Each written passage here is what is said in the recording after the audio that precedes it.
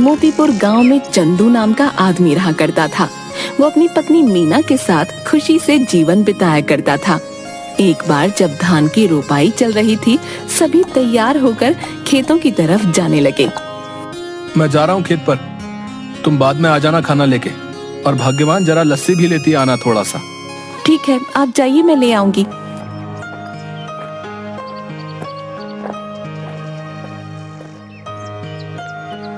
चंदू खेत में पहुंचता है, थोड़ी देर काम करता है, तभी खेतों की मेड़ों पर दो आदमी चल रहे होते हैं। उनमें से एक आदमी छाता लेकर चल रहा होता है, जमींदार करोड़ीमल और उनका मुंशी बाबूलाल। साहब, यह है चंदू, सुना है इसकी फसल बहुत अच्छी निकलती है। इस बार 8 बोरी चावल के लिए इसे बोल देते हैं। करीब है, 2 पैसा कमा लेगा तो दुआ ही देगा। ठीक है बाबूलाल, जाके इसे बता दो। जी मालिक। अरे ओ चंदू, सुन तो। क्या बात है बाबूलाल भाई? जमींदार साहब तुझसे मिलना चाहते हैं। मुझसे मिलना चाहते हैं? क्यों? अरे वो तेरी फसल खरीदना चाहते हैं, जा जल्दी जा। जी जमींदार साहब। आओ चंदू आओ, सुना है तुम्हारी फसल बहुत अच्छी होती है। क्या इस बार की फसल तुम हमें बेचना चाहोगे? बाजार के दाम से अच्छा दाम दे दूंगा। ये तो हमारे लिए खुशी की बात है साहब। तो फिर ठीक है, जिस दिन फसल ठीक से तैयार हो जाएगी हमें बता देना, हम आदमियों को भिजवा देंगे। तुम्हारी फसल काटने में वो सब तुम्हारी मदद करेंगे और तुम्हारे घर पर पैसे भिजवा देंगे। उसके बाद जमींदार चला जाता है। चंदू फिर से खेत में वापस आकर काम करने लगता है। थोड़ी देर बाद मीना वहाँ आ जाती है। सुनिए जी, आ जाइए, आपके लिए खाना लेकर आई हूँ, और हाँ, साथ में लस्सी भी लाई हूँ। आता हूँ। इसके बाद चंदू मीना के पास पहुँच जाता है। लाओ लाओ, बड़ी भूख लगी है। लीजिए। मीना, जमींदार जी आए थे, जानती हो उन्होंने क्या कहा? क्या कहा? उन्होंने कहा कि वो हमारी इस बार की फसल खरीदना चाहते हैं और बाजार से अच्छे दाम भी देंगे। ये तो बड़ी खुशी की बात है। ये सब माता रानी की कृपा से हुआ है। मैं कहती थी ना, एक दिन सब ठीक हो जाएगा। माता रानी करे ऐसा ही हो। इसके बाद दोनों घर चले जाते हैं। इसके बाद चंदू सो जाता है। चंदू शाम को उठा और घर के आंगन में लगी क्यारी से सब्जियां निकाली। मैं ये सब्जी बेच के आता हूँ, ठीक है? सुनिए, आप समय से आ जाइएगा, रात होने से पहले। ठीक है। उसके बाद मंडी में सब्जियां बेचकर वापस आते वक्त एक मछली के ठेले के पास। मछली कैसे दे रहे हो भाई? भाई चंदू सुनो, तुम ये दोनों ले जाओ 100 रुपए में, मुझे जरा जल्दी घर जाना है।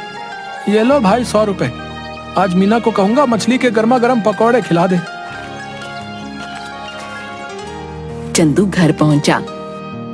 अरे ओ मीना, कहाँ हो? ये लो मछली। आज पकौड़े खाने का दिल कर रहा है, जरा बना दो। जी हाँ ठीक है, लेकिन पहले आप हाथ मुंह धो लीजिए। इसके बाद मीना मछली पकाने लग गई। अरे वाह, तुम्हारा कोई जवाब नहीं।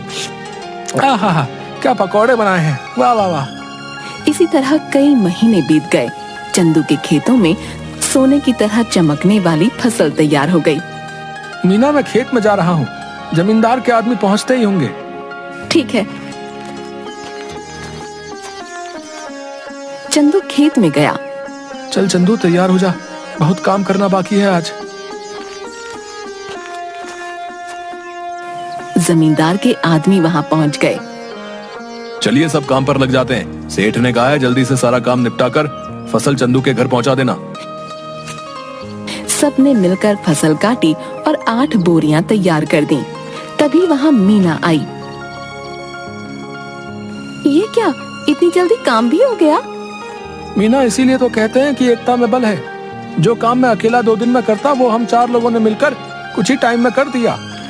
इसके बाद सबने मिलकर बोरियां चंदू के घर तक पहुंचा दी।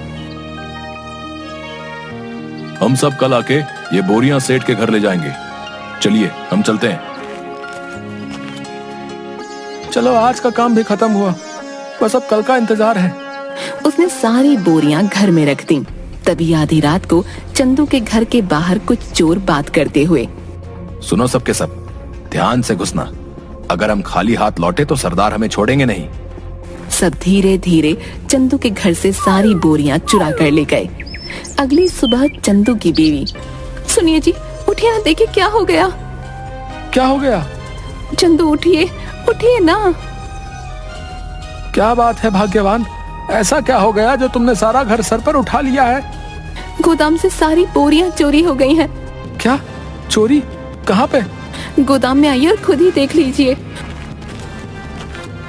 हे भगवान, ये क्या हो गया? जमींदार जी के आदमी कभी भी आ सकते हैं।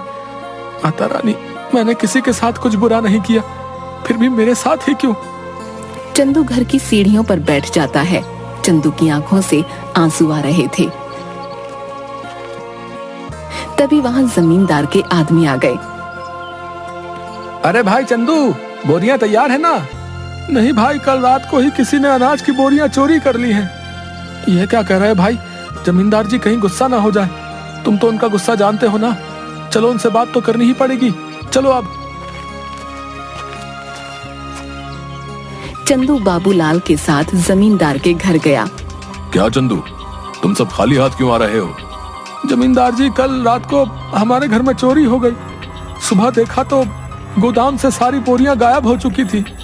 कहीं तुमने किसी और को तो बेहतर दाम के चक्कर में नहीं बेच दी? नहीं जमींदार जी, मैं सच कह रहा हूँ। सेठ जी, एक ही गांव में रहना है हम सबने। भला झूठ बोल के कितने दिन बच पाऊंगा? ठीक है, लेकिन अगर मुझे पता चला कि तुमने किसी और को दिया है, तब देखना कि मैं क्या करता हूँ।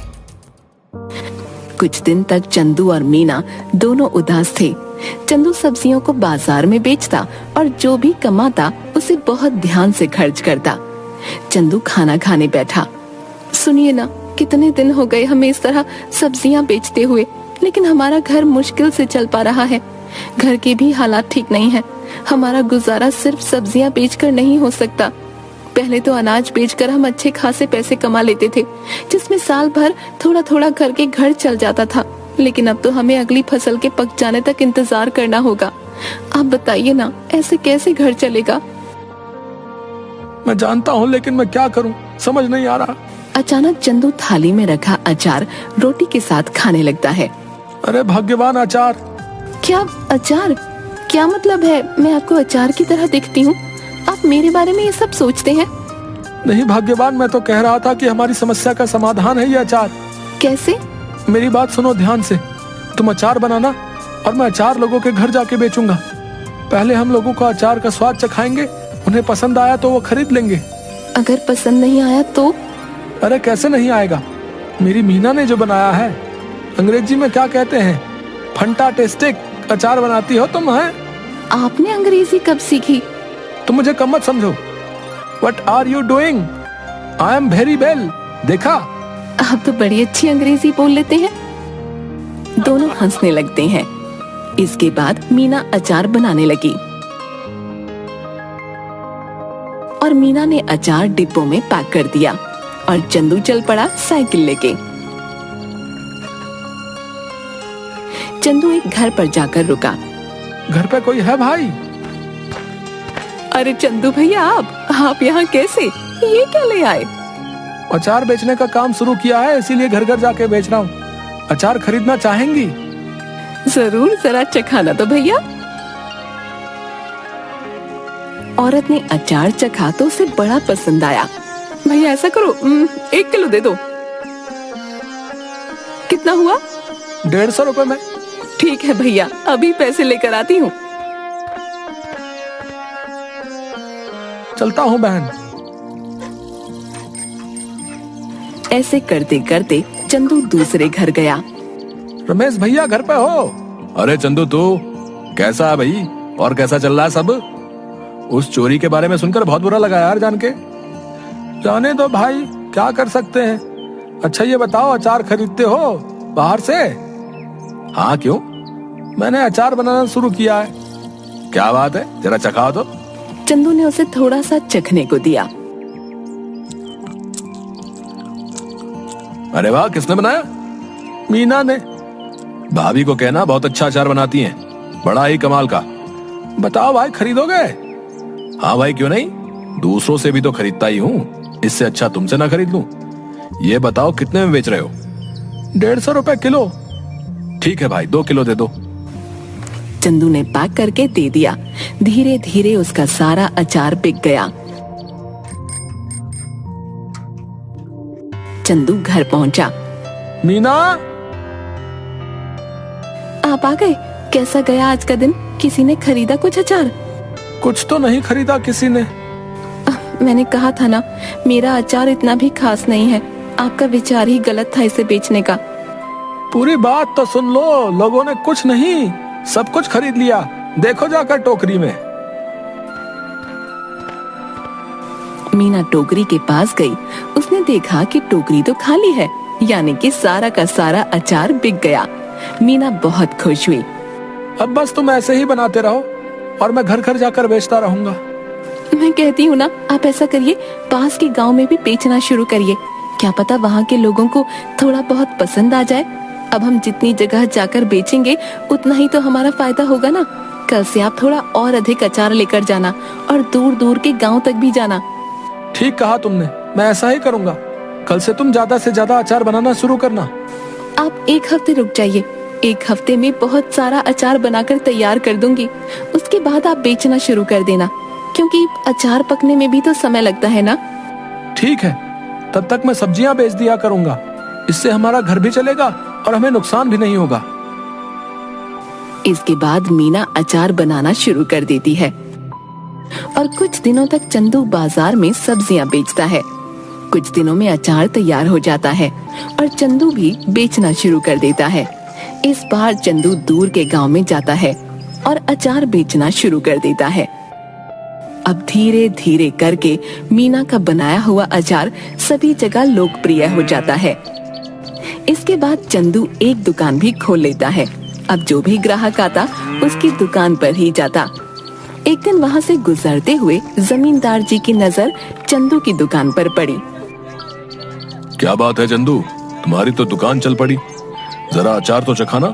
सुना है तुम्हारी दुकान का अचार सभी को बहुत पसंद आ रहा है। ये तो सबका प्यार है जमींदार साहब। ये लीजिए, आप इसे चख लीजिए।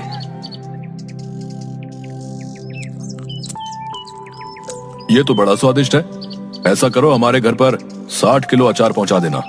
हमारे यहाँ बहुत बड़ा भंडारा है। एक हफ्ते में हम तुम्हारे घर पर कुछ लोगों को भेज देंगे रात को, इसलिए तुम सारा सामान तैयार रखना। जी जमींदार साहब। रात को जमींदार के लोग चंदू के घर नहीं पहुँचे। रात भी काफी हो गई थी। ऐसा करिए, आप सो जाइए। अगर कोई आया तो हमें पता चल ही जाएगा, तब उठकर उनका सामान उन्हें दे देंगे। तुम ठीक कहती हो, सो जाना चाहिए। क्या पता वो आज ना आए। चलो सो जाते हैं।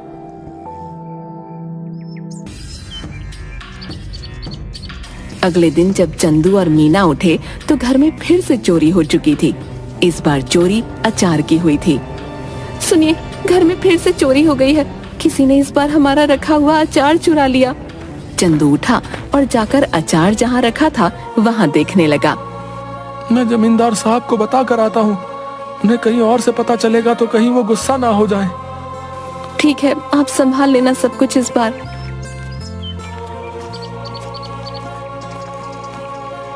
चंदू जमींदार साहब के घर गया। जमींदार साहब, इस बार फिर से आपके लिए जो हमने अचार तैयार किया था वो चोरी हो गया। ये हमेशा मेरे साथ ही क्यों हो रहा है? मैं तुमसे कुछ भी मंगाता हूँ और वो तुम्हारे घर में चोरी हो जाता है। मुझे लगता है तुम मुझे अपना सामान बेचना ही नहीं चाहते। ठीक है, मैं भी नहीं खरीदूंगा आज के बाद तुम्हारा कोई सामान। जाओ।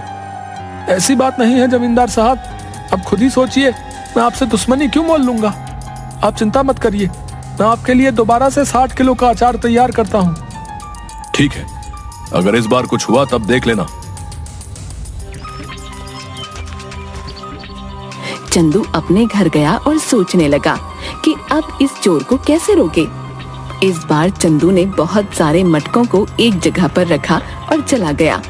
अचानक आधी रात को आवाज आई। सारे के सारे चोर दर्द से चिल्ला रहे थे। अब जैसे ही चंदू उस कमरे में गया जहाँ पर अचार रखा हुआ था, तो वहाँ देखा सारे के सारे चोर जमीन में लेटकर चिल्ला रहे थे और अपनी आंखें मल रहे थे। ये क्या कर दिया? कोई बचाओ हमें।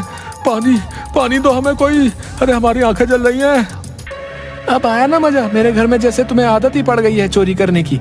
क्या मजा आता है तुम्हें ये करके? है इतना दिमाग चोरी में लगाते हो, कुछ और कर लेते ना, अभी तो चैन से अपनी जिंदगी बिता रहे होते। पर नहीं, तुम्हें तो चोरी ही करनी है।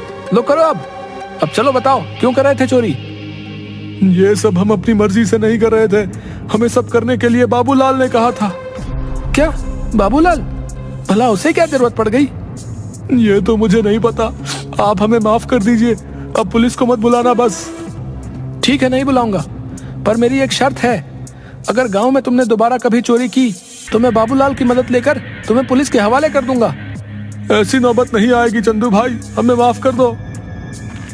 इसके बाद चोर चले गए। अगले दिन चंदू जमींदार साहब के घर गया। उसने जमींदार साहब को सारी बातें बता दी। जमींदार साहब, ये बाबूलाल ही है जिसने आज तक हमारे घर में चोरियां करवाई हैं। तुम कैसे कह सकते हो कि सारी चोरियां बाबूलाल ने ही कराई हैं?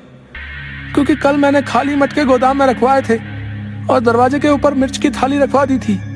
जैसे ही उन्होंने दरवाजा खोला, उनके ऊपर लाल मिर्च गिर गई और उन सबकी आंखों में जलन होने लगी और वो चिल्लाकर पानी मांगने लगे। बस मुझे पता चल गया, मैं उनके पास गया तो उन्होंने तोते की तरह सब उगल दिया। इस बाबूलाल को पकड़ लो और पुलिस को फोन करो। तभी सेठ के आदमी बाबूलाल को पकड़ कर लाते हैं। मुझे माफ कर दीजिए जमींदार साहब, कुछ कीजिए, भला मैं इतने सालों से आपके यहाँ काम पे हूँ, कुछ रहम करिए। मुझसे क्या माफी मांग रहे हो? गलत तो तुमने चंदू के साथ किया है, उससे माफी मांगो जाओ। मुझे माफ कर दो चंदू, मैं आज के बाद कभी ये सब नहीं करूंगा। लालच में मुझसे बहुत बड़ी गलती हो गई। गलती तो तुमसे हुई है, लेकिन तुम्हें छोड़ देना मेरे बस में नहीं। आज तुम्हें छोड़ दूंगा तो कल कोई और चोरी कर लेगा। उनके पास एक सबक जाना चाहिए कि जैसा करोगे वैसा भरोगे, इसलिए मुझसे किसी चीज की उम्मीद मत रखो। तभी तो पुलिस वाले आकर बाबूलाल को गिरफ्तार करके ले जाते हैं। भाइयों, अचार ले आओ। बहुत सारे आदमी अचार के भरे मटके ले आए। ये लीजिए जमींदार साहब, इस बार आपके घर में हमारा सामान आखिरकार पहुंच ही गया। ये लो तुम्हारे पैसे चंदू। तुम सच में ईमानदार और मेहनती किसान हो, हमें तुम पर नाज है। आपका बहुत शुक्रिया सेठ जी, चलिए अब मैं चलता हूँ। इसके बाद चंदू अपने घर लौट गया और इसके बाद से चंदू के घर में कभी कोई चोरी नहीं हुई और चंदू का काम बहुत अच्छे से चलने लगा।